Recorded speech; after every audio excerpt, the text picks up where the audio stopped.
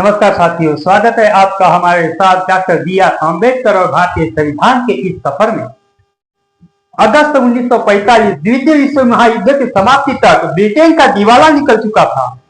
मित्र राष्ट्र America, Britain, France को विजय प्राप्त तो हो गई थी, लेकिन यह विजय उन पर भारी पड़ गई थी। सभी अमेरिका के कर्जदार बन गए थे। ब्रिटेन के पास अब किसी भी तरह के युद्ध के लिए न पैसा बचा था और न सैनिक। अब उसके सामने एक ही रास्ता था, अपने अधीनस्थ सारे देशों को स्वतंत्र कर देना। इसमें भारत का स्थान प्रमुख था, क्योंकि ब्रिटिश के विशाल साम्राज्य में भारत सबसे बड़ा अधीनस्थ देश था। उधर सभी गुलाम देशों को स्वतंत्र करने और शांति स्थापित करने के लिए संयुक्त राष्ट्र संघ वैश्विक स्तर पर दबाव बना रहा था। जुलाई 1945 में ब्रिटेन में आम चुनाव हुए, जिसमें लेबर पार्टी की भारी जीत हुई और क्लेमेंट एटली की सरकार बनी। एटली सरकार ने भारत को स्वतंत्र करने में प्रमुख भूमिका निभाई, लेकिन यह इतना आसान नहीं था। विभिन्न समुदाय, राजनीतिक संगठन, रियासतों और विभिन्न समस्या में बटे हुए भारत में सत्ता किसके हाथ में सौंपी जाए और वो किस प्रकार शासन व्यवस्था चलाएंगे या चला पाते भी है या नहीं, ये एक नई अराजकता का तो निर्माण नहीं होगा। यह एक बहुत बड़ा प्रश्न था और इन सारे प्रश्नों का एक ही उत्तर था, भारत का संविधान।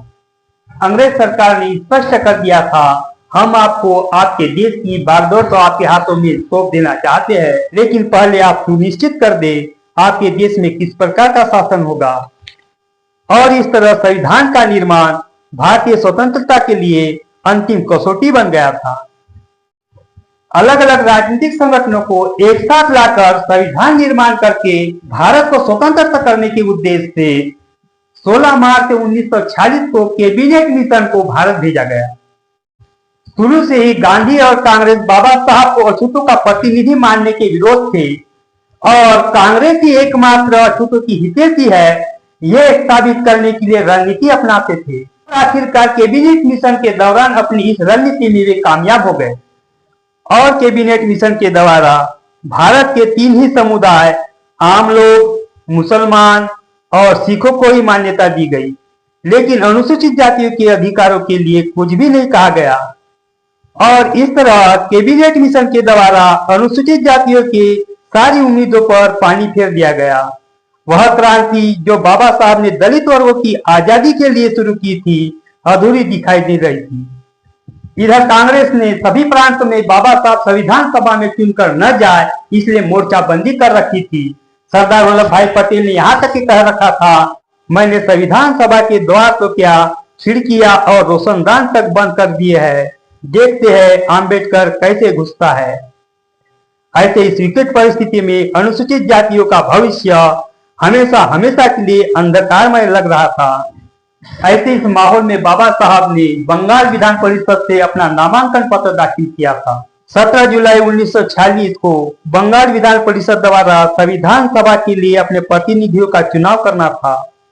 उसके कई दिन पहले बाबा साहब कलकत्ता पहुंच चुके थे। कलकत्ता में हजारों की संख्या में पंजाब से संबंधित दलित जो चर्म उद्योग का व्यवसाय करते थे, बंगाली दलितों के साथ कंधे से कंधा मिलाकर संघर्ष में जुड़ गए थे। बाबा साहब ने उन दिनों कलकत्ता में अनेक स्थानों पर भाषण दिए। उन्होंने पुल नंबर 4 स्थित गुरु रविदास मंदिर के आंगन में निरंतर 2 घंटे बड़ा ही प्रभावशाली भाषण दिया। वहां उनको 1 रुपये की थैली भी भेंट की गई। दलितों के इस संयुक्त मोर्चे ने प्रण लिया था कि डॉक्टर बाबा साहब को संविधान सभा में चुनाव कर भेजना ही है। दलित कांग्रेसी विधायकों के घरों पर प्रदर्शन करते और उनसे बाबा साहब के पक्ष में मतदान करने का वचन लेते। राजनीतिक जीवन और मृत्यु का यह संघर्ष कई दिनों तक चला। अंत में मतदान का समय आ पहुंचा। बाबा साहब को बंगाल विधान परिषद के एग्लो इंडियन सदस्यों के समर्थन प्राप्त होने की आशा थी, किंतु कांग्रेस अध्यक्ष द्वारा 14 जून 1946 को बंगाल व असम के 21,000 एग्लो इंडियन लोगों को संविधान सभा में 7 प्रतिनिधि भेजने की सिफारिश के विरुद्ध रोष प्रकट करने पर एग्लो इंडियन विधायकों ने चुनाव का बहिष्कार करने का निर्णय कर लिया था। इस प्रकार कांग्रेस ने बाबा साहब के समर्थन का यह मार्ग भी बंद कर रखा था। चुनाव के दिन हजारों की संख्या में दलित बंगाल विधान परिषद भवन के पास पहुंच गए। पुलिस का घेरा तोड़कर लाठी और गोली की चिंता किए बगैर भवन के आंगन तक पहुंच गए थे। दलितों की नग्न तलवारें विधानसभा के आंगन में लहरा रही थी और अम्बेडकर जिंदाबाद के नारे आकाश में गूंज रहे थे। इन्हीं प्रदर्शनकारियों में जिला जालंधर के गांव तलहन का एक बुद्ध सिंह नामक एक अछूत आगे बढ़ा और उसने अपनी नंगी तलवार घुमाते हुए घोषणा की, मैं प्रण करता हूं कि दागदार उम्मीदवार। अशिक्षित पंजाबी बुजुर्ग बाबा साहब के नाम का उच्चारण अम्बेडकर की बजाय दागदार उम्मीदवार किया करते थे। ऐसे उसने घोषणा की, दागदार उम्मीदवार चुनाव में हरा दिए गए तो यह तलवार गद्दारों के खून से लथपथ हो जाएगी और मैं अपने जीवन की आहुति दे दूंगा। बुद्ध सिंह के बाद अनेक दलितों ने भी इस प्रकार की शपथ ली। दलितों की इस मोर्चाबंदी का उल्लेख कलकत्ता से प्रकाशित दैनिक पत्रों में भी किया गया। जिस प्रकार मतदान हो रहा था उस अवसर पर all India schedule caste federation के वर्करों ने विधान परिषद के आंगन में घुसकर डॉक्टर आम्बेडकर के पक्ष में प्रदर्शन किया। एक बार तो उन्होंने विधान परिषद के प्रवेश कर रहे 2 विधायकों को घेराव भी किया। 2 अन्य कांग्रेसी विधायकों ने उन्हें छुड़ाया और उन्हें चुनाव बूथ तक ले गए।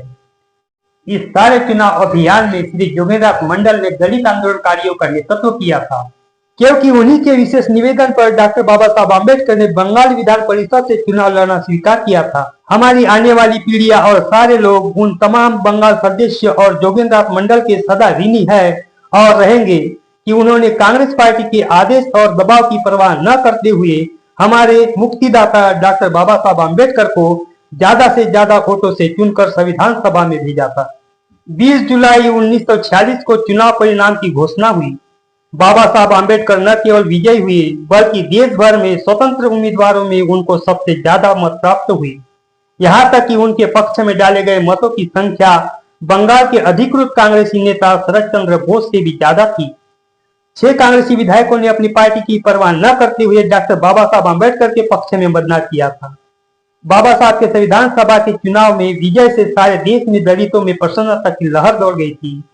कलकत्ता में दलितों ने भारी जुलूस निकाला, भांगड़ा नाच किया, ढोल बजाए, पटाखे छोड़े और नाना प्रकार से अपने उल्लास और उत्साह का प्रदर्शन किया। बाबा साहब की जीत के कारण कैबिनेट मिशन की सिफारिशों के परिणाम स्वरूप दलितों में व्यापक निराशा आशा में बदली।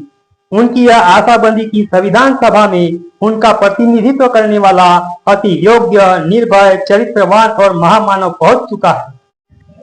बाबा साहब की यह जीत उन तमाम रूढ़िवादी, कांग्रेसी और गांधीवादियों के मुंह पर करारी चपत थी जो खिड़कियां और रोशनदान बंद करने की बात करते थे। बाबा साहब ने एक लीडर की तरह संविधान सभा में प्रवेश किया। आपने सुना, आपका धन्यवाद, बहुत बहुत धन्यवाद।